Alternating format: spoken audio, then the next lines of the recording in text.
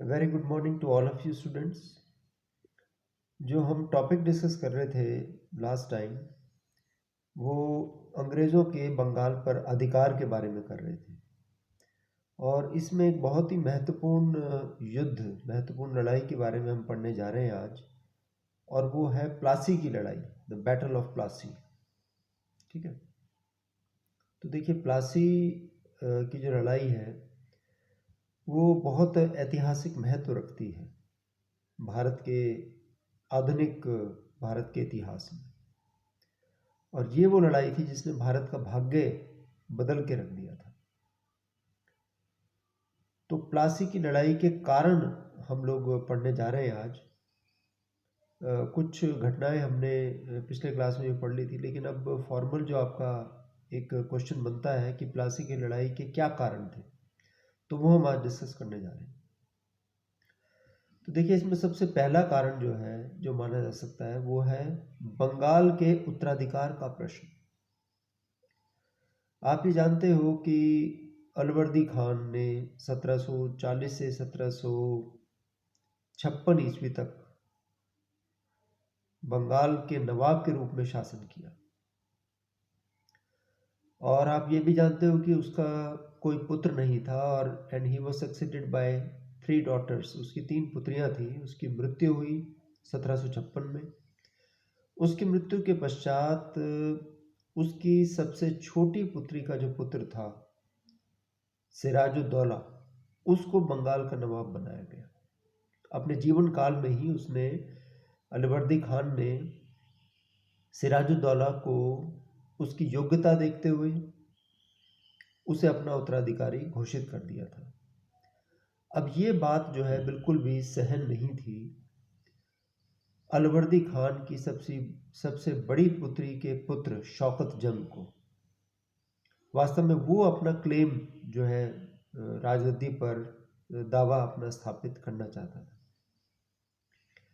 लेकिन सिराजुद्दौला को उत्तराधिकारी घोषित कर दिया गया। उसके बाद उसे नवाब बना दिया गया।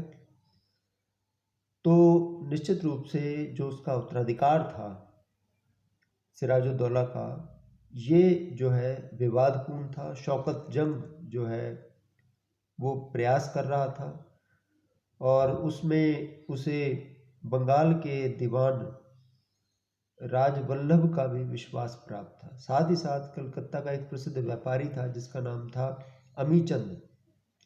सेठ अमीचंद भी सिराजुद्दौला के खिलाफ होने वाले संघर्ष में शौकत जंग के साथ मिला हुआ था। तो पहला कारण तो ये बना कि बंगाल के उत्तराधिकार पर विवाद, या बंगाल के उत्तराधिकार पर मतभेद। ठीक है, इसके बाद हम बात करते हैं कि दूसरा जो पॉइंट है वो है अंग्रेज और नवाब के बीच अनबन, dispute between the British and the nawabs. तो देखिए, राजगद्दी पर बैठते ही बंगाल के नवाब सिराजुद्दौला के अंग्रेजों के साथ संबंध बिगड़ते चले गए। इसका कारण क्या था? इसका कारण ये था कि जब भी कोई, ये परंपरा चलती आ रही थी कि जब भी कोई नया नवाब राजगद्दी पर बैठता था या नया नवाब बनता था, तो जो अंग्रेज होते थे, ईस्ट इंडिया कंपनी के जो अधिकारी होते थे, वो उस नवाब के दरबार में उसके लिए भेंट नजराना लेकर आया करते थे, उपहार सहित उपस्थित होते थे। इसका कारण ये था कि नवाबों ने अंग्रेज़ों को व्यापारिक सुविधाएं प्रदान कर रखी थी, और क्योंकि ये विदेशी थे, और जब भी कोई नया नवाब बनता तो उसके उसके लिए उपहार लेकर आते और उसके प्रति एक तरह से अपनी स्वामी भक्ति प्रकट किया करते थे। लेकिन जब नवाब सिराजुद्दौला बंगाल का नवाब बना, तो उस समय कोई भी अंग्रेज नहीं आया उसके प्रति स्वामी भक्ति प्रकट करने या उसके लिए भेंट उपहार लेकर। और इस बात से जो है सिराजुद्दौला बहुत, उसने अपने आप को अपमानित महसूस किया। जब ईस्ट इंडिया कंपनी के कर्मचारियों से पूछा गया, अधिकारियों से पूछा गया, भाई तुम क्यों नहीं आए, दरबार में उपस्थित क्यों नहीं हुए, तो उन्होंने कहा हम तो फ्रांसीसियों के विरुद्ध युद्ध में व्यस्त थे। लेकिन ये अपमान जो है सिराजुद्दौला कभी नहीं भूल पाया। तो ये भी एक बहुत बड़ा कारण बना अंग्रेज़ों और नवाब सिराजुद्दौला के बीच में संघर्ष का। अगला जो हम कारण ले सकते हैं वो है अंग्रेज़ों का असंतुष्ट हिंदुओं को संरक्षण। देखिए ये बात आपको यहाँ समझनी होगी कि चाहे सिराजुद्दौला बंगाल का नवाब बन गया था, या इससे पहले अलीवर्दी खान था, या उससे पहले सरफराज खान था, मुर्शीद कुली खान था, ये सारे मुसलमान थे और जो जनता थी वो बहुसंख्यक हिंदू थी। ठीक है, तो एक स्वाभाविक सी बात है कि हिंदू जनसंख्या ने मुस्लिम शासकों का विरोध किया, और ऐसे बहुत से हिंदू थे जो कि नवाब सिराजुद्दौला के खिलाफ थे। जैसे कि बंगाल का एक प्रसिद्ध व्यापारी था जिसका नाम था जगत सेठ।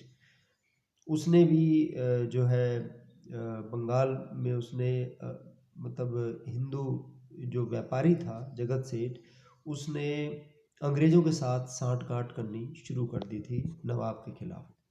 ठीक है, और इसी प्रकार एक हिंदू था जिसका नाम था किशन चंद।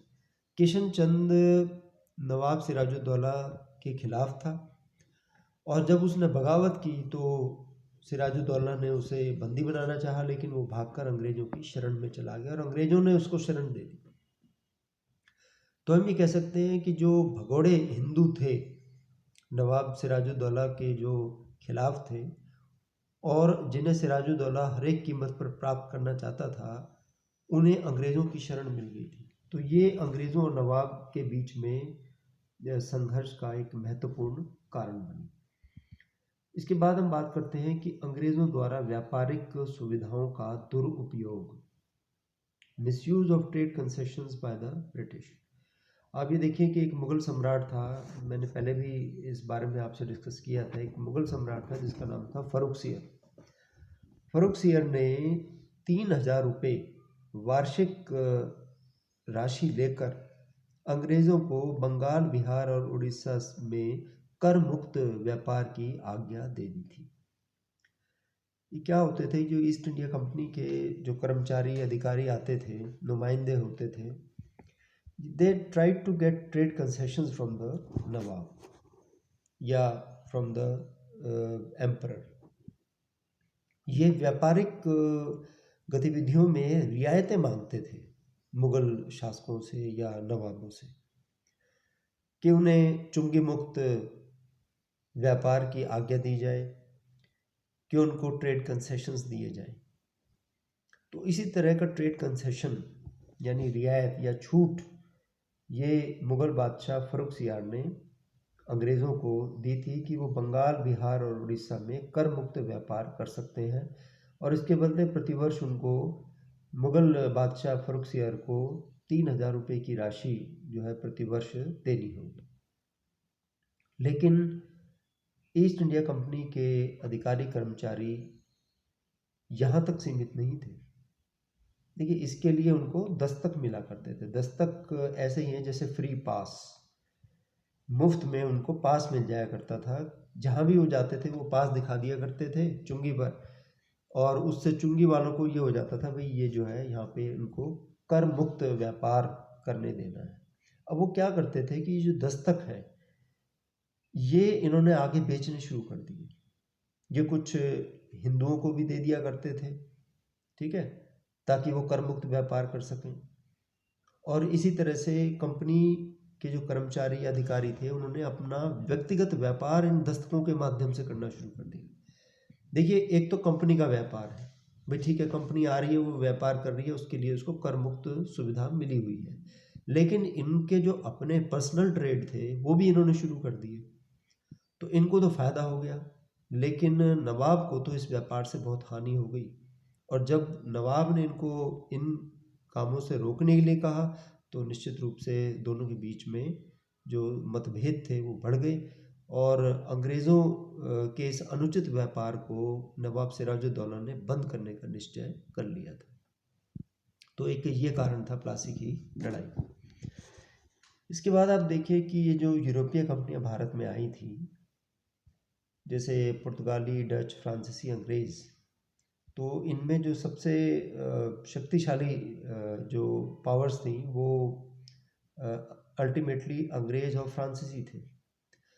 और आप देखिए कि अंग्रेज़ और फ्रांसीसियों ने अपने अपने ट्रेडिंग पोस्ट बना लिए। जो अगला पॉइंट हम डिस्कस करने जा रहे हैं वो है कलकत्ता की किलेबंदी, फोर्टिफिकेशन ऑफ कैलकाटा। क्या होता था कि ये जो कंपनियां होती थी ना, व्यापारिक कंपनी, ये अपने अपने एरिया बांट लिया करती थी, अपनी अपनी ट्रेडिंग पोस्ट का मतलब जहां से व्यापार किया जाता था। और इन ट्रेडिंग पोस्ट पे, अपने इन क्षेत्रों पर, ये इन्होंने क्या किया कि फोर्टिफिकेशन शुरू कर दिया, इनकी इनकी चार दीवारी बनानी शुरू कर दी। यहाँ तक कि अंग्रेज़ों ने तो चार दीवारी बनाकर और तीनों तरफ जो है गड्ढे खोद दिए ताकि कोई और इन पर आक्रमण ना कर सके। यहाँ पे अपनी सेना भी रख दी सुरक्षा के लिए इस ट्रेडिंग पोस्ट की। ऐसे ही फ्रांसीसियों ने करना शुरू कर दिया। अब नवाब सिराजुद्दौला कहता है कि भाई मैं बैठा हूँ यहाँ पे, कलकत्ता का मालिक बैठा हूँ, तुम्हें ये जगह जगह खड्डे खोदने की और जो है फोर्टिफिकेशन करने की, बाउंड्री वॉल बनाने की क्या ज़रूरत है? मैं तुम्हें प्रोटेक्शन दूंगा, मैंने तुम्हें आज्ञा दे रखी है व्यापार की। लेकिन ये तो माने ही नहीं कंपनी वाले। ये अपना लगातार जो है फोर्ट विलियम बना रहे हैं, दुर्ग बना रहे हैं, मतलब नवाब के होते हुए ये सारी गतिविधियां हो रही हैं। अब फ्रांसीसी तो मान गए इस बात से, फ्रांसीसी ने तो बंद कर दी, लेकिन अंग्रेज़ों ने ये किलेबंदी बिल्कुल भी बंद नहीं की। तो ये स्वाभाविक है कि अंग्रेज़ों को सबक सिखाने के लिए नवाब सिराजुद्दौला को कोई ना कोई कदम तो उठाना था। तो ऐसे ही हुआ कि जब निरंतर गतिविधियां अंग्रेज़ों ने अपनी नहीं रोकी, तो नवाब को फिर कलकत्ता पर अधिकार करना पड़ा। मतलब उस उनकी गतिविधियों को रोकने के लिए सबसे पहले ईस्ट इंडिया कंपनी ने कासिम बाजार का जो कारखाना था अंग्रेज़ों का, उस पर आक्रमण कर दिया। अंग्रेज़ों ने भी अपने कारखाने की रक्षा के लिए शत्रु की सेना का सामना किया, लेकिन ज़्यादा समय तक वो नवाब के आगे नहीं टिक सके। कासिम बाजार के अधिकारी वॉटसन ने हार स्वीकार कर ली, और एक और गवर्नर था जिसका नाम था ड्रेक। ड्रेक अपने कुछ अधिकारियों के साथ भागकर फुल्टा नामक स्थान पर उसने आश्रय ले लिया। अब ये जो लड़ाई हुई थी चंद्रनगर वाली, जो मैं आपको बता रहा हूँ, इस लड़ाई में 146 अंग्रेज़ों को बंदी बना लिया गया। ठीक है। उन अंग्रेज़ों को बंदी बनाकर एक छोटी सी कोठरी, जो कि लगभग 14 फुट तो चौड़ी थी और 18 फुट लंबी थी, उस छोटी सी कोठरी में 146 लोगों को बंदी बनाकर उसमें बंद कर दिया गया। अब ये घटना जो है कितनी सच है कितनी नहीं, ये तो विवाद की बात है। बाकी ये इसका उल्लेख किया था हॉलवेल ने। 146 अंग्रेज़ों में से अगले दिन केवल 23 ही जीवित निकले, बाकी सब मर गए।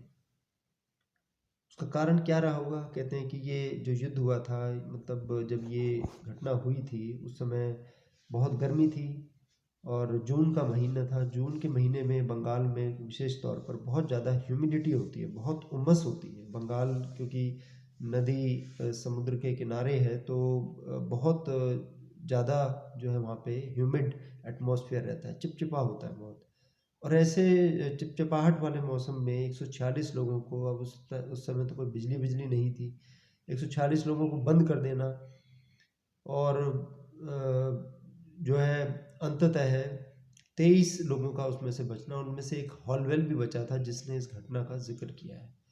अब ये घटना कितनी सत्य है या कितनी असत्य है, इसके बारे में हम कुछ कह नहीं सकते, क्योंकि विवाद है इतिहासकारों में। जैसे कि डॉक्टर भोलानाथ हैं, वो तो कहते हैं कि ये घटना जो है मनगढ़ंत है, अंग्रेज़ों ने व्यक्तिगत लाभ प्राप्त करने के लिए ये जो है एक कहानी गढ़ दी, क्योंकि 146 लोगों को छोटी सी कोठरी में बंद करना जो है संभव नहीं था।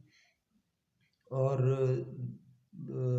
मोरोवर जो उस समय पे जो अधिकारी थे, जैसे लॉर्ड क्लाइव या फिर एडमिरल वॉटसन या और किसी ने भी इस घटना का जिक्र नहीं किया। लेकिन इतना ज़रूर है कि इस घटना के बाद नवाब का कलकत्ता पर जो अधिकार स्थापित हुआ, चंद्रनगर के कारखाने पर आक्रमण के पश्चात अंग्रेज़ों और नवाब के संबंध और ज़्यादा बिगड़ गए थे। ठीक है। तो ये एक महत्वपूर्ण कारण रहा कि नवाब का कलकत्ता पर अधिकार और जो काल कोठरी की जो तथाकथित या संभावित घटना है जो मानी जाती है। तो ये महत्वपूर्ण कारण रहा प्लासी के युद्ध का। बाकी अन्य कारण और इसकी घटनाएं, परिणाम वो फिर हम अगली क्लास में पढ़ेंगे। Thank you.